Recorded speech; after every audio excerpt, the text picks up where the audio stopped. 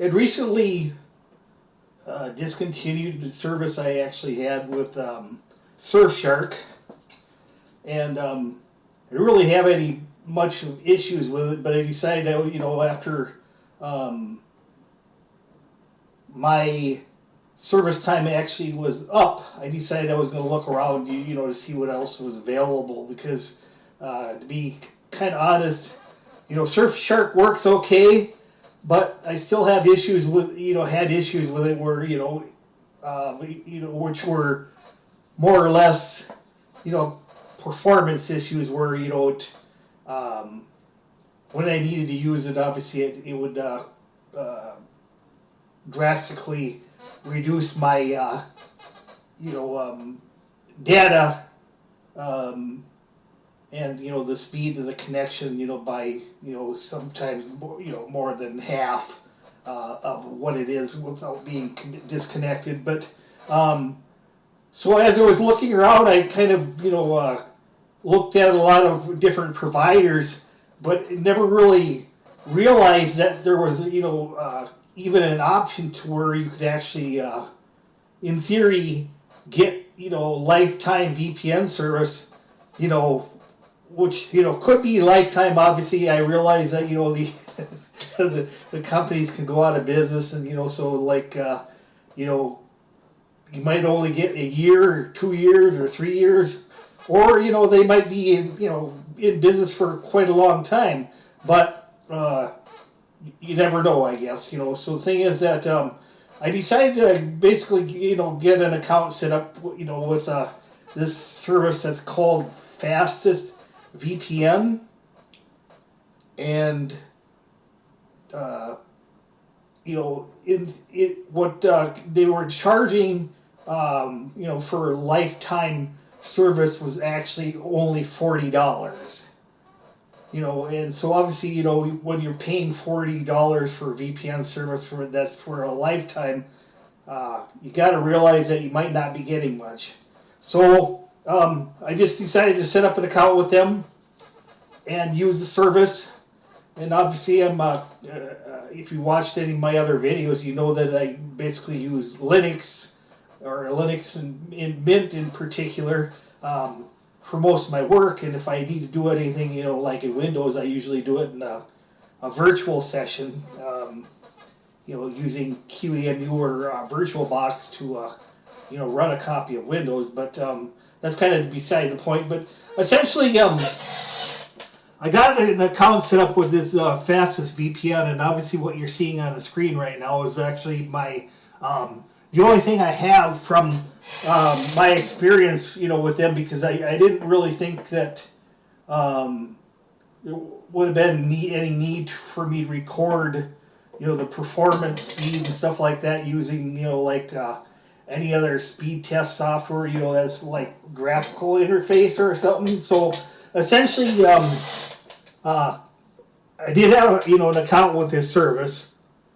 And obviously, from what you see here, obviously, I say that I tried the service, long enough to evaluate it, and it's just not as functional as I thought it would be. So I wanted to cancel.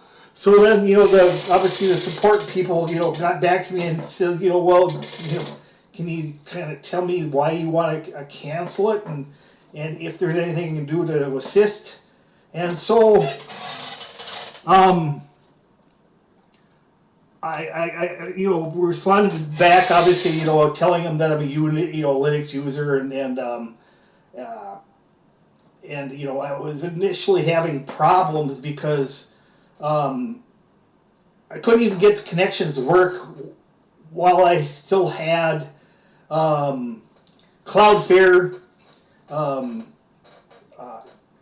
connection installed. So I had to, uninstall Cloudflare Warp in order for the other VPN connections to work.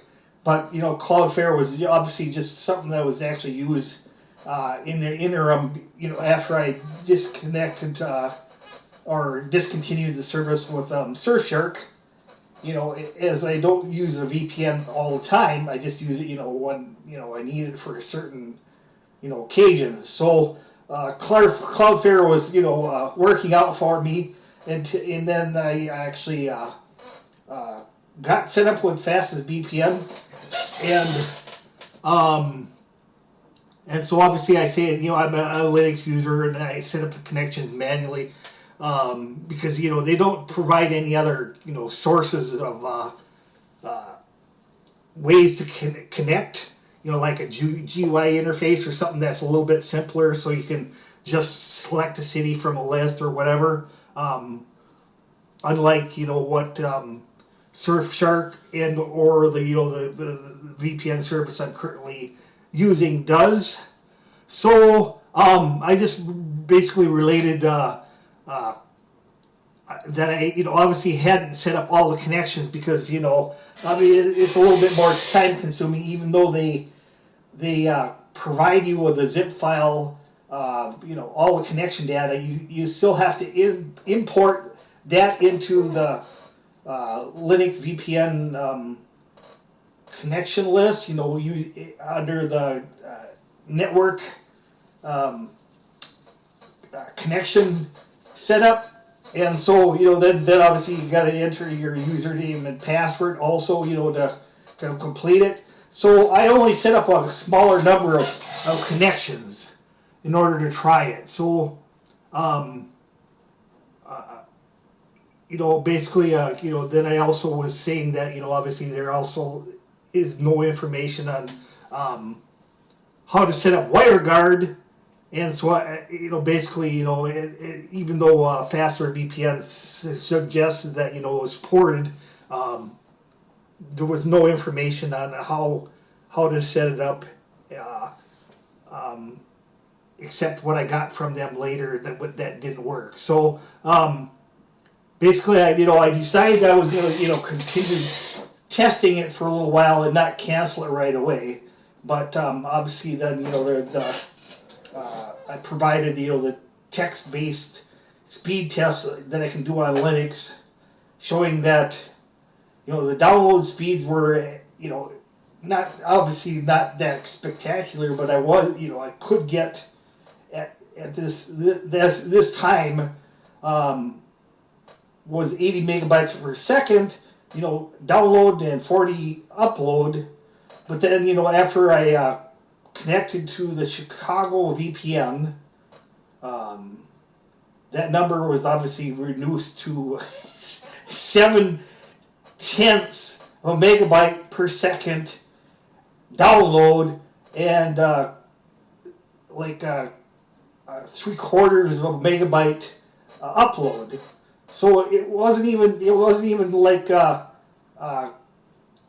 even close to even a megabyte using the VPN connection. So obviously, I don't know, if many people would actually want to use service that's, performs that poorly. And, this wasn't there was connections that actually worked a little bit better. But, in the example of this one, which was Chicago, and the other one was actually New York, they all both had similar speeds, even though I don't have any documentation on the speeds, after using the New York connection. But like I say, they're basically similar to the speeds that I got in Chicago. So it pretty much made a 80 megabyte per second connection without a VPN into something that's pretty much just worthless, when connected to their VPN. So I continued, to communicate with them because I wanted to see if I could actually, let them provide me with some information on how to get a actual WireGuard connection working. It's not like I'm, completely inept. I actually, they provided me with a configuration file for one location that was, Los Angeles. So even though they didn't provide me with any more information on how to set it up in Linux, it isn't, that difficult to figure out how to set everything up, even though I haven't ever had to set up anything with the WireGuard manually in the past. So I just basically they provided me with some information, but I requested the configuration file, which they actually sent me, because obviously I'm not going to be able to just be clairvoyant and know how to set up WireGuard connections specifically to use with FastestVPN. So they were able to provide me with the WireGuard config file for Los Angeles, and they basically suggested that I should just use the TCP UDP or IKE version 2 server addresses in the WireGuard config setup. So I actually was able to set up the the WireGuard configuration according to the documentation, and find something that actually fully explained how it's done. So I got everything set up, and basically the file was in the proper place, and then basically I would have to just run the WireGuard quick and bring up the WG0 interface. But unfortunately, after I did that, everything seemed to have been done, and the link was brought up properly, but I never had any internet connection after the the config file was actually loaded. So I decided, well, I kind of had enough of this, and I provided them with the information, because actually in the meantime, after I got the config file set up, I had been in contact with another support personnel, and they said, well, the config file doesn't work. I can't get WireGuard working with the config file that was provided for me. And all I got from them was, the config, there's nothing wrong with the config file. And so it's like, okay, well, yeah, there seems to be something wrong with it for me because it doesn't fucking work. So then I, basically that's where we come back to. I just basically says, I provided them with the configuration files, which obviously are the uploaded files here, which I can show after at the end of this. Then I just decided, okay, well, just please cancel the service because I can't use it. And so finally they said, okay, yeah, a refund request was forwarded to the billing team. Okay, that's fine, So then I had to wait, 3 to 5 days to get a refund. But it turns out that this is just basically previous conversation I had with them. I decided to I wasn't able to get anything working, and I was just stating that they actually have a browser extension for the VPN, and they had just VPN software, and that was where I was having the issue with the the connection before I removed Cloudflare Warp, and then everything started working. So what ended up happening is maybe what you would guess would actually be is that they didn't give me a refund, so I waited 6 days, to figure you have to give them enough time to issue the refund so that I didn't have to go to PayPal and file a dispute, to get the refund. But since they didn't actually offer a refund on their own,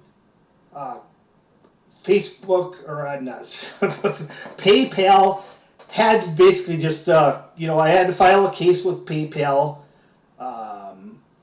and then they were given a day to respond. Then since PayPal didn't get any response from them, and I had sent the information on the mailing I had actually got, that they said they were supposed to give me a refund within at least 5 days, and they did nothing.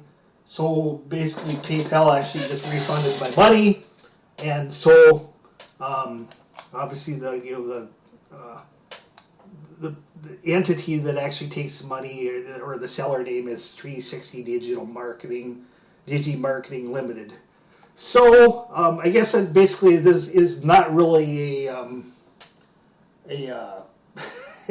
a review or critique or anything. Well, it actually is a critique on FastestVPN and not a review, because this is just my experience with them, and I obviously have all the documentation. This is actually the file I sent them, and I used a program called WireGuard, which I can actually bring up the WireGuard connection, which didn't work, and I never did get resolved with them.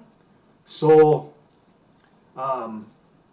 anyway, that's that. And then basically this is the ticket number 21126, where they say that we're the refund request is forwarded, and you're supposed to get a refund within 5 days, which never happened. So then I had to go to PayPal to get my money back, because they weren't going to voluntarily give any refund, even though they terminated the service days before. So all I guess I'm probably suggesting is that I already know that FastestVPN is not really something that anyone should probably consider as a service, because they're they might be more you might experience more issues than it's worth if you're actually wanting to even try out their service, because I just didn't have any luck with them at all, and I just kind of doing this video just to kind of let people know about my experience with FastestVPN, and obviously I'm not making any of this up, but if I hadn't canceled the service within the 30 day theoretical trial period, I obviously would have just been wasting $40. Well, obviously $40 is not a lot of money, but I realized that actually I could get something that would work. It's maybe not that spectacular, but I was able to find a VPN service that actually works, that only cost me $50 for a lifetime license. So obviously I just put another $10 towards a lifetime license for something that actually works quite a bit better than FastestVPN actually does work. And I'm guessing, I'm venturing to say that there's probably not many VPN services that would work as poorly as FastestVPN does. So I guess it's all up to you what you decide to do. But obviously, I wouldn't recommend them to anybody. So I guess it just thanks for tuning into this video, and hope to see it again next time.